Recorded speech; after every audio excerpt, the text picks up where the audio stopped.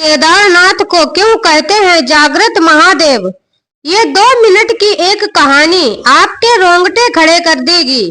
एक बार एक शिव भक्त अपनी गायों से केदार धाम की यात्रा पर निकला। पहले यातायात की सुविधाएं तो थी नहीं, वह पैदल ही निकल पड़ा। रास्ते में जो भी मिलता उससे केदारनाथ का मार्ग पूछ लेता। मन में भगवान शिव का ध्यान करता रहता। चलते चलते उसको महीनों बीत गए। आखिरकार एक दिन वह केदारनाथ धाम पहुंच ही गया। केदारनाथ में मंदिर के द्वार 6 महीने खुलते हैं और 6 महीने बंद रहते हैं। वह उस समय पर पहुंचा जब मंदिर के द्वार बंद हो ही रहे थे। पंडित जी को उसने बताया वह बहुत दूर से महीनों की यात्रा करके आया है। पंडित जी से प्रार्थना की कृपया करके दरवाजा खोलकर प्रभु के दर्शन करवा दीजिए। लेकिन वहां का तो नियम है, एक बार दरवाजा बंद तो बंद, नियम तो नियम होता है। वह बहुत रोया, बार बार भगवान शिव को प्रार्थना की कि प्रभु बस एक बार दर्शन करवा दो। वह प्रार्थना कर रहा था सभी से, लेकिन किसी ने भी नहीं सुनी। पंडित जी बोले अब 6 महीना बाद आना। 6 महीने बाद यहाँ के दरवाजे खुलेंगे। यहाँ 6 महीने बर्फ और ठंड पड़ती है और सभी जन वहां से चले गए, पर वह वहीं पर रोता रहा।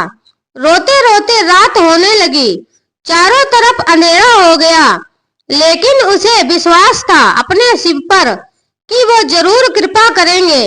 उसे बहुत भूख और प्यास भी लग रही थी। उसने किसी के आने की आहट सुनी।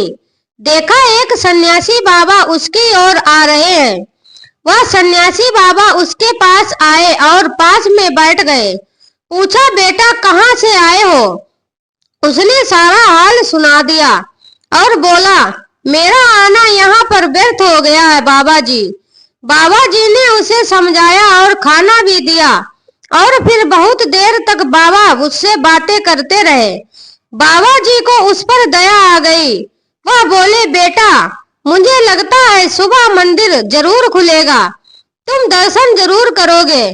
बातों बातों में इस भक्त को न जाने कब नींद आ गई। सूर्य के मध्यम प्रकाश के साथ भक्त की आंख खुली। उसने इधर उधर देखा कि बाबा कहीं नहीं दिखाई दे रहे थे। इससे पहले कि वह कुछ समझ पाता उसने देखा पंडित जी आ रहे हैं अपनी पूरी मंडली के साथ।